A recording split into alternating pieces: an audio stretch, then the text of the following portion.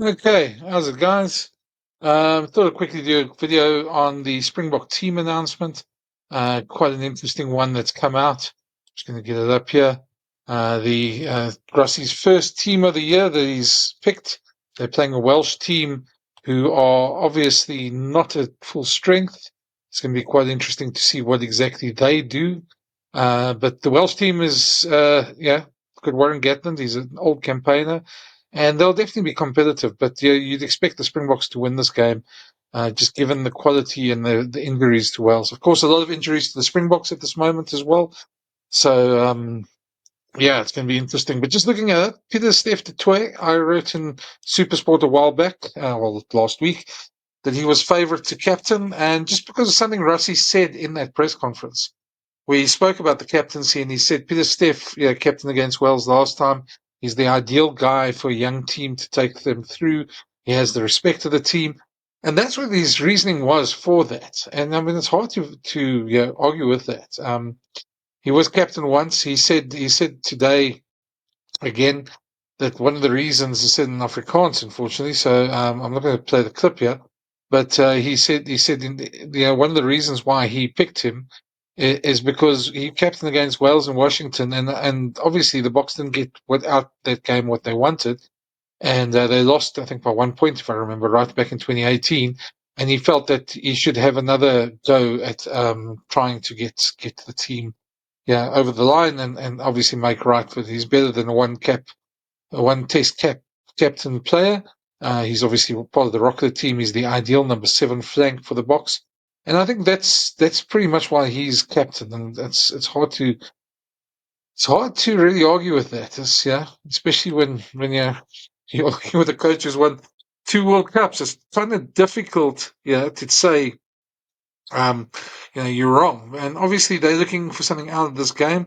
They were never going to, play a totally new Springbok team. They were never going to play a bunch of youngsters into this game either. So they're going to blood a few and probably bring a few more through later. Okay, so let's go through the team quickly, and we'll have a look at exactly who is available and who is playing. And let's give you a couple of examples of why I think it was a good thing. First of all, Vincent Koch gets his 50th cap. Rossi did say to us that Frans Malherbe was going to play. He was first choice, but when they heard it was Vincent Koch's 50th cap, there was no ways they weren't going to start him. So, and Frans Malherbe agreed with that. That's the type of team man he is, which is great to see as well.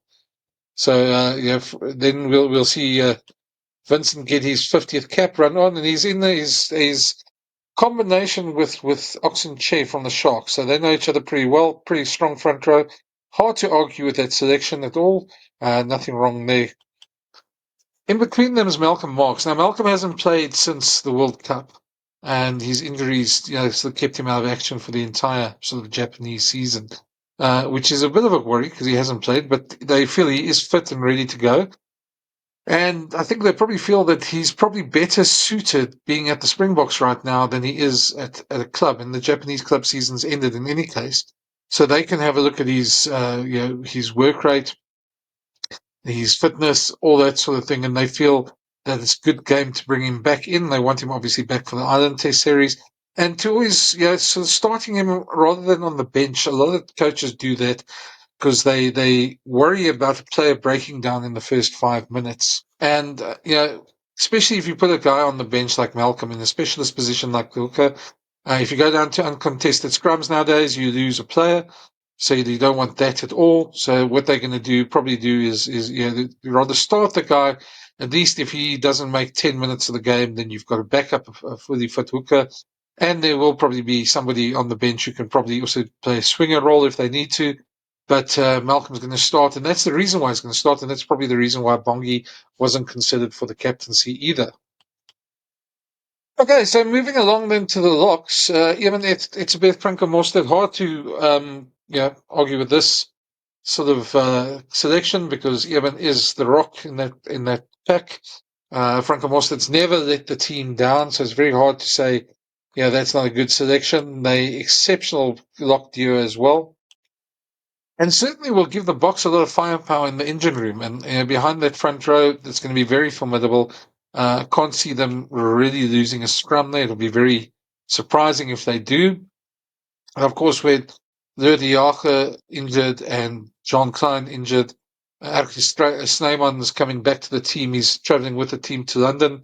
Obviously, finished his season with Munster last week. So he'll be the backup. And Salman Murat, as Rossi said last week, has been knocking on the door for some time. So they obviously want to give him a run, give him another test as well. But they've stuck with tried and tested in the locks, and it's hard to blame them for that. The Lynx trio is an interesting one, though. Peter Steph Toy, obviously, there's captain. He's always any team with Peter Steph Toy, and you can't really fault. Quagga Smith has been the guy, a big box servant all along. It's hard to say that he's won 2 World Cups for the box and been exceptionally good when he's come on off the bench most of the time. And out of everybody in that squad there to play six, I mean, Evan Roos has played six for the Stormers this season. Pepsi Buthelezi has as well. But Quagga getting the nod because he's probably the more natural six for this game. He has played eight as well. But, I think the Box are looking to try and keep as much continuity as possible, especially with the Island Test coming up. And you might see 1 or 2 changes before that Island Test, but there's certainly an opportunity there. Evan Roos at 8, that was the natural, probably the form loose forward outside the World Cup squad. Other than Cameron Honeycomb, who's also not available. It'd be interesting to see. I've done another video on Cameron Honeycomb and my thoughts about whether he should be starting for the Box after that game against Leinster. He's definitely been exceptional, but Evan Roos's season has been sensational as well. He's had a really good season, very different to his first season. And because he missed out on the World Cup, I think he's got a point to prove as well. So Evan really has got an opportunity to prove himself and to make a claim for that spot. He'll know that Cameron Honeycomb is coming back next week. He'll know that there's some competition coming along, and so he'll definitely be wanting to play very well this weekend. And it won't take much for Evan to stake that claim. He'll certainly be looking at it after missing out. He'll be hungry for the chance and knows that, with Dwayne Vermeulen out and Jasper Visser on the sidelines for another couple of games, 5, 6 games, there's definitely an opportunity for someone to put up their hand. And he's the perfect guy to do that.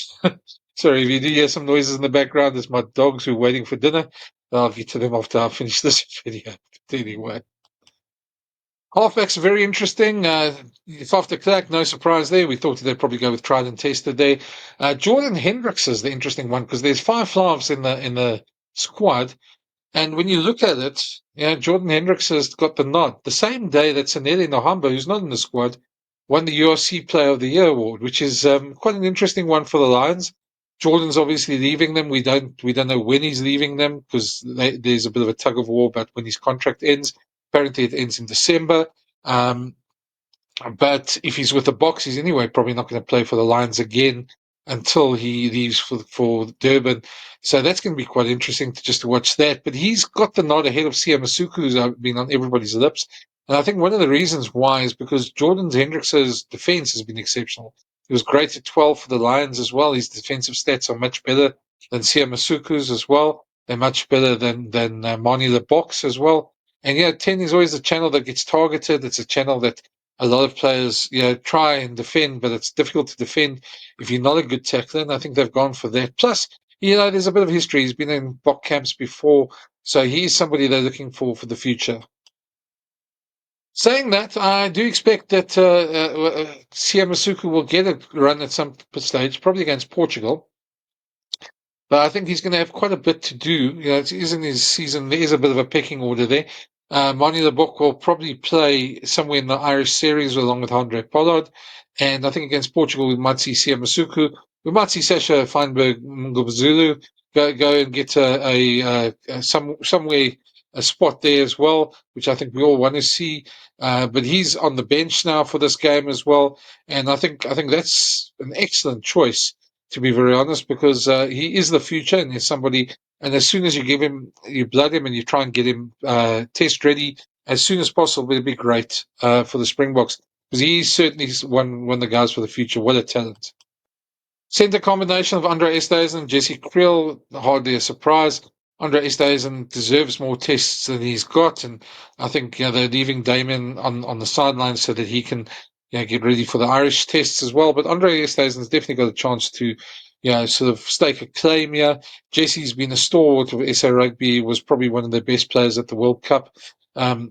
Certainly has never let the side down, and somebody who deserves to be there as well.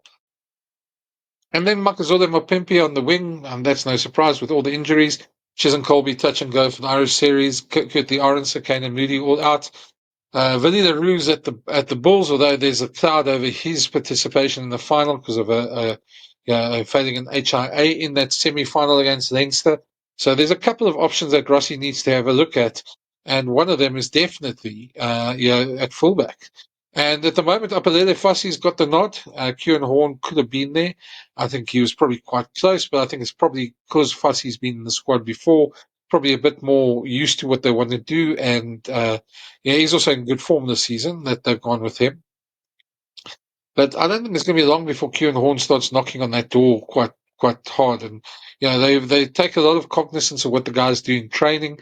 Edward van der Merwe, for instance, got his nod because of what he did in training, and they really liked the sort of commitment and everything that he did in training. So they've really pushed him into the limelight, and he's going to make his debut.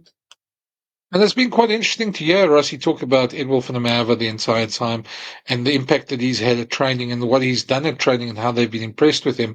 This is a clip, for instance, where he talks about what he's looking at for a guy like Edward van der Merwe on the field and what he's looking for all the debutants. So have a listen to what Rossi said, and you can see why. He's obviously impressed them a lot in training. He's done a lot, and he's also a type of guy in the mold. He's an X-factor player, and that's probably why they've gone with him as well, other than the fact that there's just so many injuries. No, obviously we have to have a long-term hat on whilst trying to win current test matches, and the Bulls players are not available. The Stormers players only really trained with us 2 days, and I would say we announced the team internally yesterday, and then the Stormers players only trained last week, Thursday and Friday with us. As I said, the Bulls guys are not available, and a lot of the Premiership guys are not available, and 1 or 2 guys that played in France. The benefit of Ivan play test matches for us, so that's easy. Edwell, the way he's been playing and training, and had the opportunity to train with us a full week, you could see things that we wanted to see. And then the other debutants, Sasha was with us at the SAA tour last year. He got a bit of an injury there. He played the SAA games, but he mainly trained with the Springbok team on that side. Jordan, we've always rated who comes through the ranks. Came in, I wouldn't say in a fortunate position to have trained with us the whole week because I think the Bulls are on a good position to win for us a trophy for South Africa, so that's great. But it does help us to know that you don't just pick a guy who fell out on Saturday and he had 1 training session with what he's trying to do. And who's the other one that's fussy? Ben Jason. We certainly have been looking at him, and there's a few others that really bad luck are not making the squad currently. We do look for Peter Stiftway, the line-out, typical South African 7-flanker, momentum getting, momentum stopping, and again he was at the alignment camps the previous 2 weeks when we were in Cape Town. Some guys are just really fortunate to have settled in and understand what we're trying to do, and we felt putting them in the mix with experienced guys around them, which we didn't have the luxury of in the past just because of COVID, is given us a chance to not throw in 7, 8 new guys at the same time, because sometimes you throw them to the wolves, but with having senior experienced guys around them. These guys can take ownership now and just concentrate on their job and don't have to watch too much about leading and those kind of things. They can just do what we pick them for. And then we come to the bench, and an interesting bench it is. Bongi being the backup hooker, that's no surprise. I think we all sort of saw that coming. Into Tukum Chunu, well, there's not many loose heads in the squad, and he's definitely been putting up his hand for the Sharks, especially in the last part of the season, been pretty good there. Francois Haber was going to start, as we said. Vincent Koch was, yeah, going to be there as a backup, but because of the 50th test, Vincent gets the nod there. Salman Marat, well, we always knew he was going to be selected somewhere in the match day 23, the way Rossi was talking, and he definitely has a chance to make a claim. He's been unlucky with injuries a lot of the time, so it'd be interesting to see how he goes. Ben Jason Dixon, well, there's an interesting one. Yeah, and I'm going to put here what Rossi said about him below there, but he's obviously impressed in the URC. He's been a player that makes a hell of a lot of tackles, very much in the Peter Steph sort of mold, and I think that's what they're looking for, somebody who's a workhorse around the field, and he certainly is that, and quite nice to see him get the nod as well. Grant Williams, no surprise there, part of the World Cup squad, World Cup winning scrum half, and really somebody that they're looking, to sort of go in that role as well, and also very versatile in terms of his speed, can play on the wing as well. Sasha, well, he can play anywhere in the back line, and it's good to see him there. Nice to see. We're very interested to see how he does against Wales. And then Damien de Lende, obviously the quietest Bok, and the guy who's been also a rock in the back line. So he'll be in there, and I think that's just really for continuity. So that's the box squad. I probably expect them to revert to some of their strongest players when it gets to Ireland, depending on what happens, and we'll see some of the Bulls players coming in. It'd be interesting to see what they do with somebody like Cameron Hanekom, and if you want to see more of that, have a look on my elsewhere on my page for that video where I discuss his situation. But yeah, it's going to be a very interesting week with the Springboks. A lot to look forward to. A couple of debutants, a lot of excitement around those debutants, and a lot of excitement around the game as well. International rugby's back. We're ready for it. The first test of the season, the Box Fly Wednesday. Uh, we're hoping for a good win. Obviously, hoping for a great URC final. And if you haven't already, smash that subscribe button. There'll be a lot more of these videos coming along, and be chatting a lot more of the rugby selections. Be doing a lot more on the URC as well as we go to the final of that. And there'll always be press conferences and videos on this channel as well. So have a look, and yeah, thanks for watching, and it's always a pleasure. And let me know what you think of the selections as well. Love to hear your thoughts as well. Always read the comments. Cheers. Thanks.